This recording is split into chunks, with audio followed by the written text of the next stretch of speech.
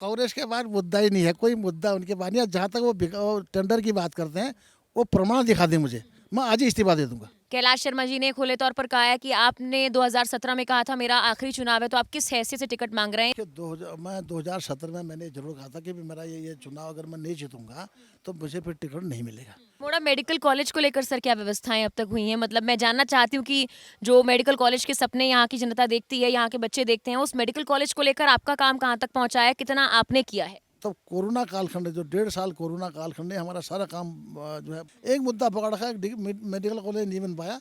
वो हम स्वीकार कर रहे हैं, नियमित टाइम से नहीं बन पाया जो बन जाना चाहिए था। लेकिन कोरोना कालखंड ने देश को प्रभावित किया और हमको भी प्रभावित, हम भी प्रभावित हुए, हमारा कुछ विलम्ब हुआ है। एग्जाम के लिए इतनी व्यवस्थाएं करने के लिए आपको 5 साल से ज्यादा का वक्त चाहिए या फिर वक्त कम पड़ गया है अभी? क्योंकि ये बहुत पहले हो जाना चाहिए था। 1.5 साल 2 साल में कोरोना कालखंड में रहे, ये आज तक की सरकारों ने क्यों नहीं सोचा? हम कांग्रेस के मित्रों से पूछना चाहते हैं 10 साल में उन्हें क्या किया। 10 साल यहाँ मनोज तिवारी जी यहाँ के विधायक रहे, वो कहते हैं मैंने ये काम किया। कौन से एमएलटी की बात करें? एक उन्होंने जरूर बनाया, वो बैराज बनाया, बैराज भी बहुत गंदा बना दिया है। नमस्कार, स्वागत है आप सभी का प्रतिपक्ष संवाद पर। मैं हूं आपके साथ मेघना सचदेवा। हमारी चुनावी यात्रा लगातार जारी है, जहां पर 22 की इस ख्वाहिश में हम जनता की ख्वाहिश जानने की कोशिश कर रहे हैं, लेकिन क्या उनकी ख्वाहिशों को, उनकी जरूरतों को और जो सुविधाएं क्षेत्र में होनी चाहिए उनके विधायक पूरी कर पा रहे हैं या फिर नहीं, ये जानने के लिए लगातार विधायकों से भी हमारा संपर्क बना हुआ है। फिलहाल अल्मोड़ा विधानसभा सीट से विधायक रघुनाथ सिंह चौहान हमारे साथ मौजूद हैं। सर, स्वागत है आपका प्रतिपक्ष संवाद पर। धन्यवाद, धन्यवाद। प्रतिपक्ष संवाद के लिए बहुत बहुत धन्यवाद देना चाहता हूँ। सर, हम लगातार यहाँ विधानसभा भ्रमण कर रहे हैं और यहाँ की जनता से यहाँ के मुद्दे पूछने की कोशिश कर रहे हैं कि आखिर क्या समस्याएं हैं जिनको लेकर काम हुआ है, जिनको लेकर काम होना चाहिए आने वाले 2022 में जो भी विधायक बनता है उनके द्वारा। फिलहाल पहले आपसे जानना चाहती हूँ कि आप क्या समझते हैं कि आपकी क्षेत्र की जनता के क्या मुद्दे हैं जिन पर आपने काम किया है, जिनको लेकर आपकी जनता आश्वस्त है कि आपको 2022 में एक बार फिर से वो विधायक के तौर पर चुन सके? धन्यवाद। देखिए, मेरा अल्मोड़ा देख रहे हैं, अल्मोड़ा बिल्कुल पर्वतीय क्षेत्र में बसा हुआ क्षेत्र है, नगर है। और नगर में हमारी जो पानी है, अभी हमारी जनसंख्या बहुत ज़्यादा जनसंख्या नगर की है, पानी की कमी थी। हमारे दोनों ओर नदियां हैं, तो पानी की कमी होने के कारण टोटल 80 लाख लीटर पानी हमारे नगर को मिलता था। नगर को ही नहीं, पूरे नगर के जितने ग्रामीण क्षेत्र हैं हमारे, 80 लाख लीटर ही हमको पानी मिलता था। इस साल हमने जो हमारी इस साल को हमको 2017 में जनता का आशीर्वाद मिला, तो 80 लाख लीटर पानी हम और ले आए हैं। मतलब 8 MLD पानी मिलता था पहले, 8 MLD पानी और ले आए हैं। तो पानी की कोई कमी नहीं रहेगी। तो सबसे बड़ी मांग थी पानी की, पानी आ रहा है।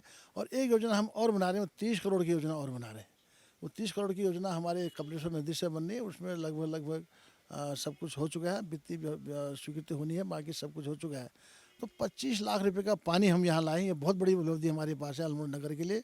और दूसरी उपलब्धि मैं बताना चाह रहा हूँ कि जब मैं 96 में उत्तर प्रदेश में विधायक था, तब हमने यहाँ पर एक सीवर लाइन का काम शुरू किया था। आप देख रहे हैं सामने नदी है, दोनों ओर नदी है, वहाँ सवाल है तो यहाँ कोशी है।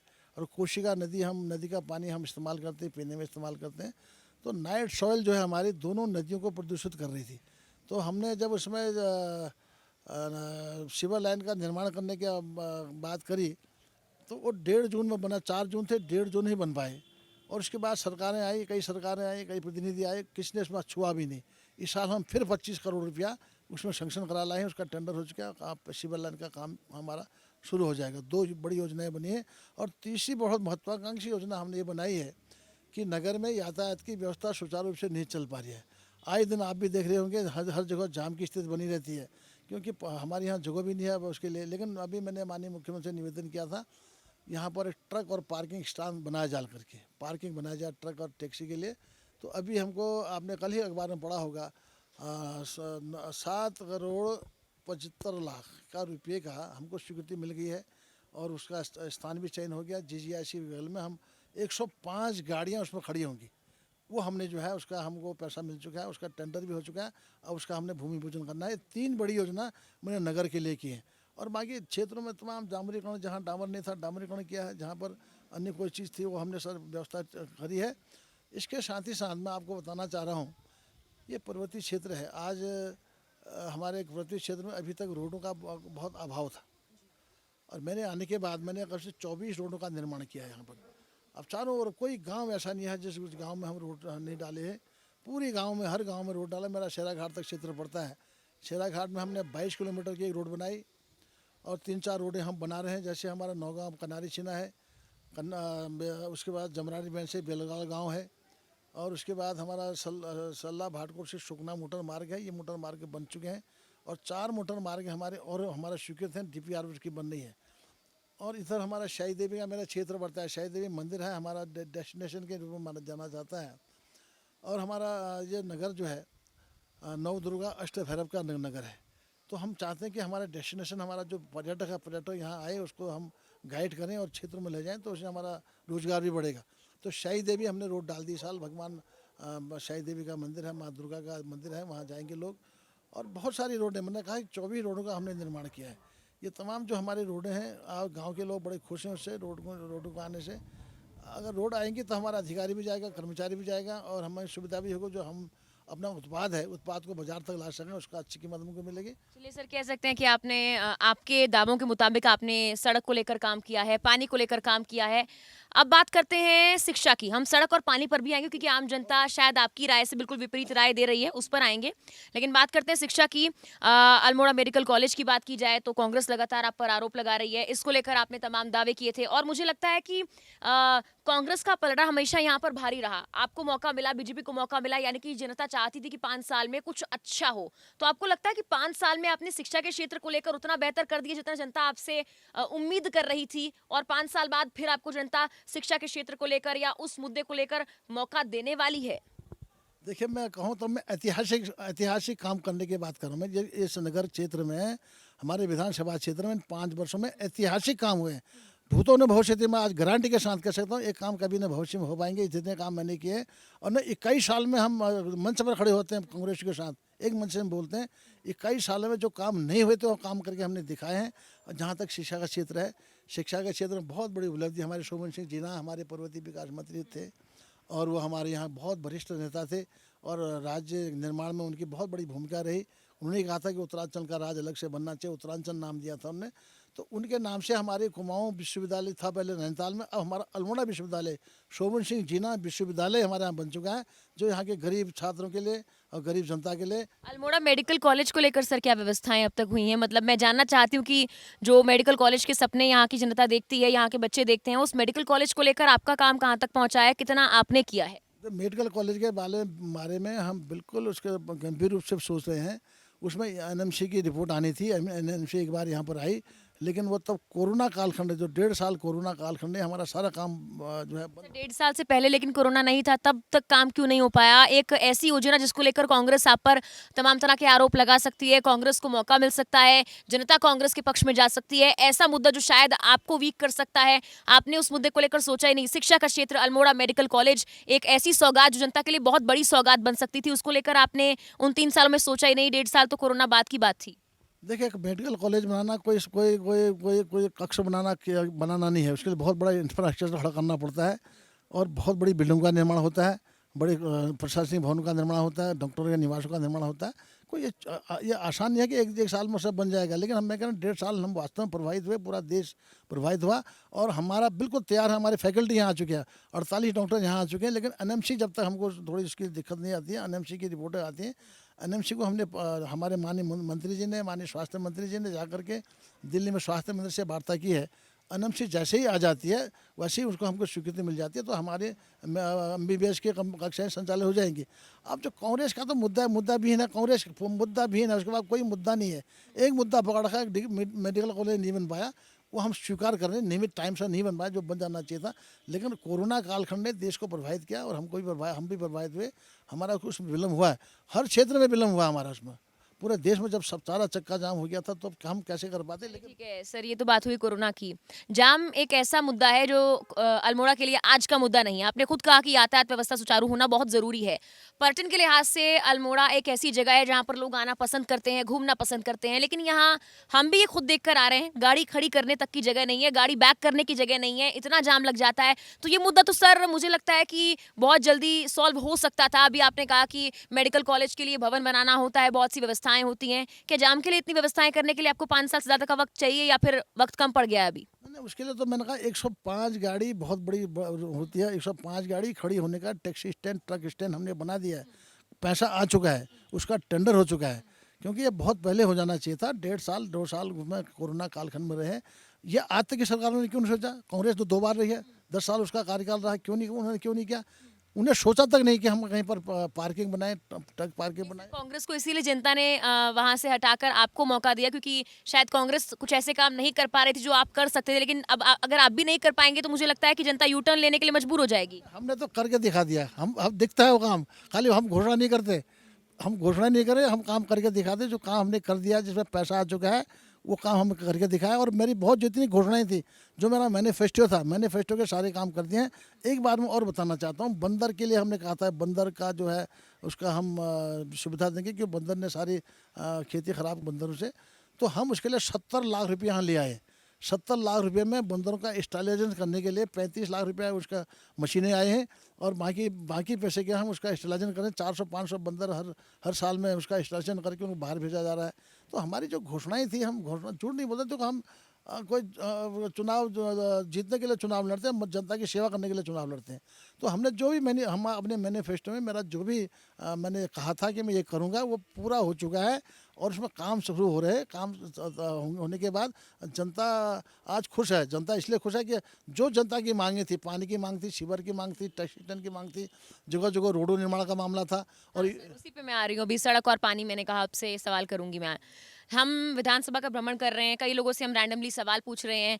आप कह रहे हैं कि जनता खुश है, लेकिन जनता नाखुश है। हम लोगों से पूछ रहे हैं, सड़क को लेकर, पानी को लेकर वो संतुष्ट नहीं है। इसी के साथ कांग्रेस भी आप पर आरोप लगा रही है। कोसी बैराज को लेकर 16 एमएलडी के लिए स्वीकृत किया था उन्होंने, जो फंड किया था, और आप उस योजना को पूरी तरह से अब तक पूरा नहीं कर पाए हैं। ये कांग्रेस का लगातार आरोप आप पर है। 8 एमएलडी का आप दावा कर रहे हैं, लेकिन कब यहाँ की जनता को सही तरीके से पानी मिल पाएगा? जनता नाखुश है। उनसे अगर हम मुद्दे पूछ रहे हैं तो उनका पहला मुद्दा ये कि पानी की बहुत कमी है, किल्लत है। आपके दावे और जनता की बातें इतनी विपरीत क्यों नजर आ रही हैं? आखिर वो खुशी जनता के चेहरे पर नजर क्यों नहीं आ रही है? हमारी बातें विपरीत नहीं है। हमने कह दिया, हमने करके दिखा दिया। पानी की टेस्टिंग हो चुकी है। फिर भी कोरोना कालखंड इसमें भी आड़ा है, क्योंकि हमको पाइप नहीं मिल पाया। 14 इंच मोटा पाइप है। और कोशी जहाँ बहुत दूर, यहाँ से 12 किलोमीटर कोशी का क्षेत्र पड़ता है, और 12 किलोमीटर से हम पानी ला रहे हैं। और पानी की टेस्टिंग हो गया। 14 इंच मोटा पाइप अल्मोड़ी में आ रहा है। और हमारे नारायण तिवारी दिवाली की जगह है, वहाँ पर विक्टर मोहन जोशी जलाशय 40 लाख लीटर का वो हमारा जलाशय है। उस जलाशय में पानी आ चुका है। उसकी टेस्टिंग होगी, पंप बन गया है। अब थोड़ी समय तो भी, इतना बड़ा काम है तो थोड़ी तो लगेगा, तत्काल तो हो नहीं सकता। लेकिन हम कांग्रेस के मित्रों से पूछना चाहते हैं, 10 साल में उन्हें क्या किया? 10 साल यहाँ मनोज तिवारी जी यहाँ के विधायक रहे, वो कहते हैं मैंने यह काम किया। कौन से एमएलडी की बात करें? एक उन्होंने जरूर बनाया, वो बैराज बनाया। बैराज भी बहुत गंदा बना दिया है। बैराज में बहुत दिक्कतें हैं, बड़ा कूड़ा कड़कट उसमें काफ़ी आ जाता है, गाज उसमें आ जाती है। उसके बाद छोड़ दिया उसको। 10 साल में क्या किया उन्होंने? मैं तो 5 साल की बात कर रहा हूँ। 5 साल में 1.5 साल 2 साल निकाल लीजिए, वो कहते हैं हमारा काम 3 साल हुआ। अगर असल में देखा जाए, भारतीय जनता पार्टी की सरकार 5 साल जरूर रही है, लेकिन काम हम 3 साल कर पाए। और 3 साल काम करने से मतलब है कि 1 साल तो हमको काम करने में सोचना पड़ता है। कौन सी योजना हम शासन को दें, कौन सी योजना हमारी प्राथमिकता की हैं, तो प्राथमिकता की योजना को दिया है। आज वो पानी आ चुका है। मैं कह रहा हूँ, पानी आने के बाद अब काफ़ी पर्याप्त 80 लाख लीटर, वो 80 लाख 1.5 करोड़ लीटर पानी हमारे पास आ रहा है।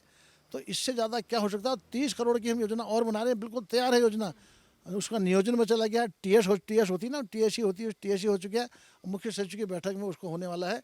और इसका प्रधानमंत्री जी 30 तारीख को हमारे हल्द्वानी में आ रहे हैं। हमारे प्रधानमंत्री हल्द्वानी में आ रहे हैं, और 30 तारीख को उसका लोकार्पण करने वाले हैं। तो इतनी बड़ी योजना है। अब कांग्रेस के पास क्या मुद्दा रहा? अब जहाँ से मोटर मार्ग की बात कही, मोटर मार्ग हर गांव में हम मोटर मार्ग बना। अब आपको दिखा दूँ, यहीं से आपको हर जगह दिख जाएगी। अब हमने डामरीकरण, कहीं कोई रोड ऐसा नहीं है जहाँ मेरे विधानसभा में डामरीकरण नहीं हुआ हो। और जो नगर पालिका की रोड थी, उसके लिए हम 27 लाख रुपया, नगर पालिका की रोड है रानी धारा रोड नगर पालिका की थी। वो नगर पालिका वाले बना नहीं पा रहे थे। मैंने उनसे एनओसी ले करके 87 लाख रुपया ला करके और रानी धारा की रोड को भी डामरीकरण कराने के लिए उसका पैसा दे दिया है। तो अब इतना हम कर रहे हैं। तो अब ये सारी योजनाएं जो 20 साल से अटकी थी, एक साथ तो हो नहीं सकती। सारी योजनाएं हम एक साथ कैसे कर सकेंगे? लेकिन जो भी अवशेष योजनाएं हैं, उसमें हम तत्काल करेंगे। जनता में कोई रोष नहीं है। अब बाकी जहाँ मोदी जी की हम बात करें, मोदी जी ने बहुत सारे काम किए हमारे देश के अंदर। हमारे देखो, आज भी हम फ्री राशन दे रहे हैं गाँव में। कोरोना कालखंड में जो लोग गरीब थे, असहाय थे, निर्धन थे, गाँव गरीब किसान, झुग्गी झोपड़ी रहने वाले लोग, आज भी हमारे उनको मार्च तक फ्री राशन मिल रहा है। और किसान सम्मान निधि जो किसानों को सम्मान देने के लिए मोदी जी ने कहा था, उनको 6,000 रुपया वार्षिक मिल रहा है। आज उज्ज्वला गैस से देने के बाद हमारी बहनों के जो आंसू आते थे, लकड़ी जलाने में धुआं आता था, उस आंसू पोंछने का हमारे मोदी जी ने काम किया, जिनके बाद आंसू पहुंचे कहाँ है? महंगाई इतनी बढ़ गई है कि अब आंसू पहुंचने के लिए भी कुछ खरीदने के लिए इंसान को सोचना पड़ रहा है। देखिए, महंगाई का जहाँ तक सवाल है, महंगाई किसी भी सरकार में कम नहीं हो सकती, क्योंकि इसलिए नहीं हो सकती है, जनता बढ़ी है, तनख्वाह ये बढ़ी, तनख्वाह भी बढ़ी, इसको मानना पड़ेगा। सर 400-500 का सिलेंडर अगर 1000 में मिलेगा तो आप कैसे कह सकते हैं कि महंगाई किसी सरकार में कम नहीं हो सकती है? ऐसा ना, अब सिलेंडर के दाम मैं इसको स्वीकार कर रहा हूँ। पेट्रोल के दाम तो अभी दिवाली पर कम भी हुए, तो फिर ये कैसे हुआ? देखिए, पेट्रोल के दाम का जहाँ तक सवाल है, ये हमारे अंतर्राष्ट्रीय मामला होता है, अंतर्राष्ट्रीय मूल्य का निर्धारित करता है। पेट्रोल हमारे यहाँ नहीं होता, हम बाहर से मंगाना पड़ता है। वहाँ क्या रेट है, अंतर्राष्ट्रीय मूल्य उसका क्या है, उस हिसाब से हम पेट्रोल की दाम घटते बढ़ते रहते हैं। और जहाँ तक गैस का सवाल है, मैं जानता हूँ हमारी महिलाओं को घर चलाना पड़ता है और थोड़ी उसके दाम जरूर बढ़े हैं, लेकिन हमारी कोशिश है, हम उसमें उसको कंट्रोल करेंगे, नियंत्रित करेंगे। नियंत्रित करने का हमारा काम चल रहा है। अब इतना बड़ा देश है, इतने बड़े देश में अगर माना थोड़ी महंगाई बढ़ी है तो लोगों की, मैं ये कहता हूँ कि हमको हमारी आय का भी आय भी देखिए ना, आय भी तो हमारी बढ़ी है, आय में कमी नहीं आई है, आय भी तो बढ़ी है। आज हमारी सरकार पेंशन भी दे रही है माताओं सर में। किसकी आय बढ़ी है? किसानों की आय बढ़ी है? किसानों की आय बढ़ी है कि 6,000 रुपया तो हम वार्षिक वार्षिक दे रहे हैं उनको, और उनको देखो लोन दे रहे हैं। हर किसान को लोन भी बिना बिना ब्याज के 3 साल के 3 लाख रुपया और 5 लाख रुपया लोन भी दिया जा रहा है बिना ब्याज के। सर आप कह रहे हैं आय बढ़ रही है। पहली बात तो किसान धरने पर बैठे हुए थे और उसी आय का जो दावा वादा किया जा रहा था उसको झुटला वो साफ तौर पर रहे थे। दूसरी बात, बेरोजगारी इतनी बढ़ गई है और जैसा कि आपने हर बात में जिक्र किया, कोरोना काल का प्रभाव रोजगार पर भी पड़ा है, तो आय कैसे बढ़ गई?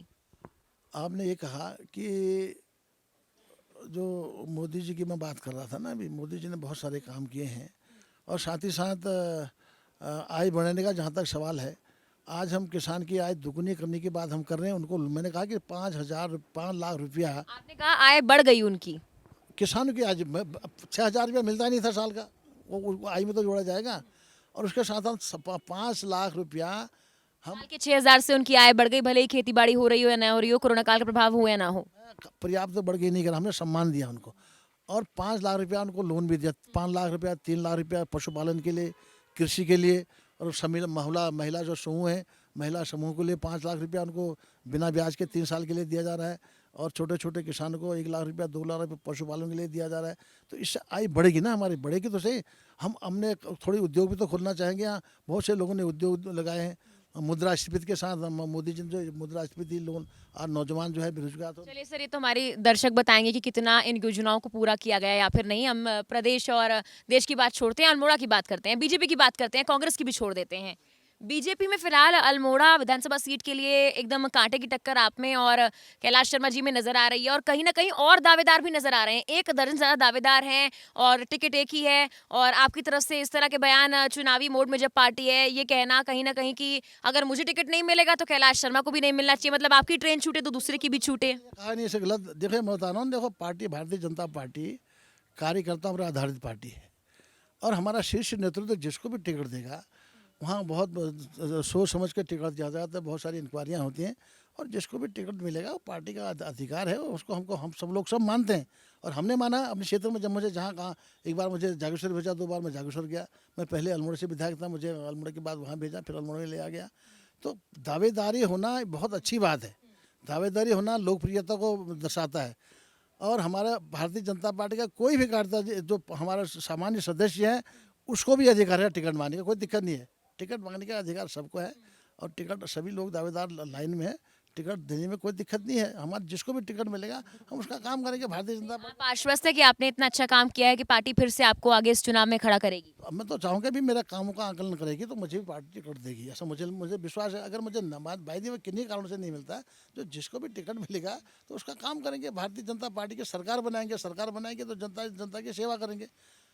बाकी अधिकार सबको है। दर्जनों, आपने कहा कि दर्जनों लोग हम मांग रहे हैं, तो हर एक को अधिकार है। लोकप्रियता को दर्शाता है। हमारा ऐसा कुछ नहीं है कि पार्टी किसको टिकट देगी किसको नहीं देगी। जिसको भी टिकट मिलेगा और दावेदारी करना सबका अधिकार है। लेकिन सर, मीडिया में जो रिपोर्ट्स आई हैं वो कहते हैं कि कैलाश शर्मा जी ने खुले तौर पर कहा है कि आपने 2017 में कहा था मेरा आखिरी चुनाव है, तो आप किस हैसियत से टिकट मांग रहे हैं। इस तरह की बातें अगर पार्टी के 2 बड़े नेताओं की तरफ से सामने आती है तो जनता आखिर किसको चुने और कौन दावेदार हो सकता है, प्रतिनिधि हो सकता है? जनता कंफ्यूजन में आ गई है सर। देखिए 2017 में मैंने ज़रूर कहा था कि भी मेरा ये चुनाव अगर मैं नहीं जीतूंगा तो मुझे फिर टिकट नहीं मिलेगा।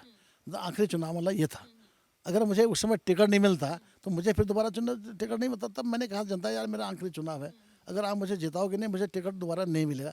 उसका ऐसा ये था कि मेरा आखिरी चुनाव, चुनाव नहीं लड़ूंगा। मैंने कहा कोई स्टाम्प में लिखा है, कोई है उसका साक्षी है क्या, कहाँ पर लिखा है? सर फिर तो ये जनता के साथ धोखेबाजी हो गई ना कि मेरा आखिरी चुनाव है, अगर आप नहीं जाएंगे तो मैं आगे नहीं लड़ पाऊंगा। मतलब आप जीत गए तो आप अपनी बात से पलट गए। मैंने मेरा आशय क्या था उसका, मैंने आपको आशय समझा दिया। मैंने कहा अगर ये चुनाव में नहीं जीतूंगा तो मुझे फिर पार्टी टिकट नहीं देगी, इसलिए मुझे तो आप 5 साल बाद उसकी डेफिनेशन समझा रहे हैं ना, उससे पहले तो आपने किसी को नहीं समझाया ये। ना नहीं, वो तभी समझा दिया था, तभी समझा दिया था। हमने कहा भाई इसमें हमको टिकट दे दीजिए, अपना आशीर्वाद दीजिए, नहीं तो मुझे टिकट नहीं मिलेगा। अब अभी मैं ये कह रहा हूँ कि मैंने जब मेरे कामों का आंकलन करें, ये काम मैंने कहा कि 21 सालों का काम और मेरे 5.5 साल 4.5 साल का काम का आंकलन कर लीजिए, आप भी बताएंगे। आप आंकलन कर लीजिए, मैं तो तैयार हूँ। और उनका जो भी बड़ा नेता है, माने हरीश रावत जी भी आते हैं तो उनके सामने मैं अपनी बात रख सकता हूँ। एक मंच में खड़े होते हैं, उन्होंने 21 साल में क्या काम किया और मैंने 4.5 साल में क्या काम किया, इसको तुलना हो जाए वहाँ पर। अब बाकी पार्टी का अंदर हमारा पार्टी का मामला, हर एक को अधिकार है टिकट मांगने का, जिसको भी है। आपने ये बहुत अच्छी बात कही कि पार्टी का मामला है और पार्टी जाने की कौन किसको टिकट अभी मिलने वाला है। तो मतलब अगर कैलाश शर्मा जी को टिकट मिलता है तो आप बिल्कुल सपोर्ट करेंगे उनको, जबकि आपने हमेशा उनकी बगावत को लेकर सवाल खड़े किए हैं। नहीं नहीं, बगावत तो ऐसा ना, उन बगावत तो मुझे भी नहीं करनी चाहिए, किसी को भी नहीं करनी चाहिए। पार्टी के साथ बगावत करना ठीक है क्या? जिस पार्टी ने हमको यहाँ तक पहुँचाया है और जिस पार्टी ने हमको, हम तो बहुत छोटे घर के लोग हैं, गरीब घर के जो हल जोतने वाले लोग हैं, तो उसको पार्टी ने हमको 96 में टिकट दिया। 96 के बाद 2002 में कहा आप जागेश्वर चले जाओ, मेरा वहाँ वोट भी नहीं था, मैं वहाँ चले गया। मैंने पार्टी का कहना माना, मैंने बगावत नहीं किया। मैंने बगावत कहाँ की? मैंने की बगावत, बताइए। जिसने बगावत की अगर उसको टिकट मिलता है, क्योंकि आपने हमेशा उसकी बगावत को लेकर सवाल खड़े किए, अभी कहीं ना कहीं उनकी मजबूत दावेदारी नजर आ रही है, अगर उनको टिकट मिलता है तो आप बगावत करने वाले इंसान को टिकट देने पर खुश होंगे या आप पार्टी से नाराजगी जाहिर करेंगे? ना पार्टी से नाराजगी क्यों जाहिर करूंगा? पार्टी ने मुझे बहुत कुछ दिया है। पार्टी ने इतना दे दिया कि भगवान की कृपा है मेरे पर, इतना पार्टी ने दे दिया। मैं 5 बार चुनाव लड़ चुका हूँ, 3 बार हारने के बाद फिर चौथी बार मुझे चुनाव मैदान में उतारा है। उस व्यक्ति को टिकट मिलता है जो पार्टी की पोल खोल रहा है, समझौते की बात कर रहा है, खुले तौर पर आपके बारे में बहुत कुछ बोल रहा है कि किस हैसियत से आप टिकट मांग रहे हैं, बगावत जिसने किया, अगर उसको टिकट मिलता है तो पार्टी जनता के लिए काम करती है ना, फिर भी आप पार्टी से नाराज नहीं होंगे कि ऐसे व्यक्ति को टिकट क्यों दिया आखिर? नाराजी, हम पार्टी से नाराज क्यों होंगे? देखो पार्टी से नाराज, हमारा पार्टी से नाराज होने का सवाल ही नहीं है। लेकिन मेरा दावा इसलिए बनता है कि मैंने काम किया। अगर कामों पार्टी अपने विधायक को क्यों चुनती है, जनता क्यों चुनती है? वो काम के लिए चुनती है, विकास के लिए चुनती है। अब विकास मेरा देखा जाए, अगर विकास नहीं किया तो मत दें, अगर नहीं भी देंगे उनको भी देंगे। तो हमारी ओर से कोई बगावत नहीं है। हम पार्टी का काम करेंगे और पार्टी को आगे उसका कैलाश जी को भी सपोर्ट करेंगे? किसी को मिला पार्टी में, कैलाश से क्या मतलब है ना, किसी को भी दे। पार्टी का अधिकार क्षेत्र है भैया। हमारे यहाँ शीर्ष नेतृत्व है, विद्वान लोग वहाँ बैठे हैं, पार्लियामेंट्री बोर्ड की बैठक होती है, पार्लियामेंट्री बोर्ड की बैठक में टिकट बांटा जाता है, वो किसी को दे। लेकिन मैं ये कह रहा हूँ कि मेरे कामों के हिसाब से, मेरे काम देखा जाए, कामों के हिसाब से मेरा दावा बनता है। अगर मेरा दावा नहीं बनता है तो बताइए किस कारण से नहीं बनता है। 5 साल मैंने काम किया, मेरे पर कोई भ्रष्टाचार का आरोप नहीं है, मेरे पास कोई व्यभिचार का आरोप मेरे पर नहीं सर है। आती हूँ इसी पे, भ्रष्टाचार के आरोप की बात की है अभी कुछ वक्त पहले ही, 10 से 15 दिन पहले की बात की जाए तो कांग्रेस लगातार आप पर ठेकेदारी को लेकर, टेंडर को लेकर भाई भतीजेवाद का आरोप लगा रही है, नेपोटिज्म का आरोप लगा रही है।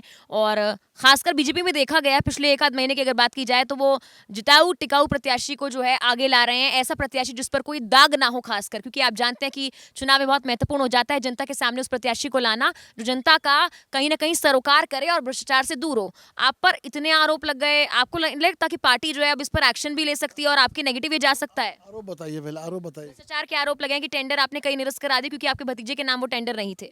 अब ये कांग्रेस के बाद, कांग्रेस ने ये तो नहीं कहा कि ने विकास नहीं किया, ये कहा गई कांग्रेस के किसी व्यक्ति ने कहा इसने विकास नहीं किया? भ्रष्टाचार किया है तो वो विकास में फिर कहाँ से आ गया? पहले मैं इसका जवाब दीजिए। कांग्रेस ने तो बहुत आरोप लगाए, कांग्रेस ने ये भी कहा है कि आपने 16 एमएलडी पानी के लिए जो है योजनाओं की बात की थी वो नहीं किया है, आपने आपने 8 एमएलडी कही, उन्होंने 16 एमएलडी कही, वही आरोप है उनका। इसी के साथ उन्होंने मेडिकल कॉलेज को लेकर आरोप लगाया, आपने कहा कि विकास के यही तो विकास का पैमाना होता है कि आपने क्या क्या किया है इस क्षेत्र में, लेकिन सब में ही आरोप लगाया जा रहा है। कांग्रेस के बाद मुद्दा ही नहीं है, कोई मुद्दा उनके पास नहीं है। जहाँ तक वो टेंडर की बात करते हैं, वो प्रमाण दिखा दें मुझे, मैं आज ही इस्तीफा दे दूंगा। वो आई मंच में आए, प्रमाण दिखा दें, मेरे भतीजे को मैंने काम दिया हूँ। देखो आज आप जानते हैं ऑनलाइन टेंडर हो रहे हैं आजकल। होते हैं क्या ऑनलाइन टेंडर? ऑनलाइन टेंडर में हम कुछ कर सकते हैं क्या? किसका टेंडर? वो टेंडर तो गोपनीय है, ऑनलाइन होता है, ऑनलाइन में टेंडर देते हैं, कुछ को हम टेंडर दिया। मेरा कोई भतीजा, 4 भतीजे 5 भतीजे, मेरे एक भतीजे को एक नया पैसे का काम मैंने नहीं दिया, एक नया पैसे का।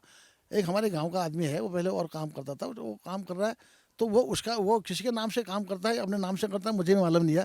अब मेरे गांव का जो कोई होगा वो काम कर रहा, तो मेरे गांव के तो कांग्रेसी भी है, काम कर रहे हैं यहाँ, वो मेरे भतीजे हो गए क्या, कांग्रेस में हो। अभी तो कांग्रेस के पास मुद्दा ही नहीं है, मुद्दा भी ना खाली ज़बरदस्ती किसी को आरोप लगा देना। वो उनने ये नहीं कहा अभी तक इन्होंने रोड नहीं बनाई, उन्होंने ये नहीं कहा इन्होंने पानी नहीं लाए, उन्होंने ये नहीं कहा कि इन्होंने डामरी रोड नहीं किया, उन्होंने नहीं कहा सिविल लाइन नहीं बनाई, उन्होंने ये नहीं कहा कि टैक्सी ट्रक स्टैंड नहीं बनाया, ये तो नहीं कहा ना। पूरे काम जब मैं जितना मैंने मैनिफेस्टो में था वो सब कुछ कर चुका हूँ। लेकिन ये सब जनता कह रही है, ये जनता कह रही है, हमारा जो एक सर्वे है, हमारा जो भ्रमण है, वो ये कहता है कि जनता इन सब चीज़ों को लेकर नाराज़गी जाहिर कर रही है। खैर अभी इतने सवाल हैं आपके लिए कि पूरा दिन बीत जाएगा। इस पर हम खत्म करते हैं यहीं पर। धन्यवाद अपना वक्त सर हमें देने के लिए बहुत बहुत।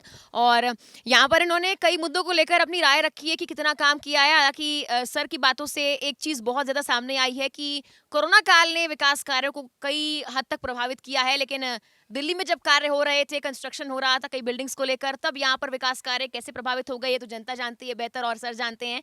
लेकिन आने वाले वक्त में क्या इनके कामों के दावे के साथ पार्टी इनको टिकट देगी और जनता इनकी बातों पर विश्वास करेगी या फिर नहीं, ये 2022 के चुनाव साफ कर देंगे। फिलहाल के लिए मेरे साथ इतना ही। आप देखते रहिए प्रतिपक्ष संवाद। धन्यवाद, नमस्कार।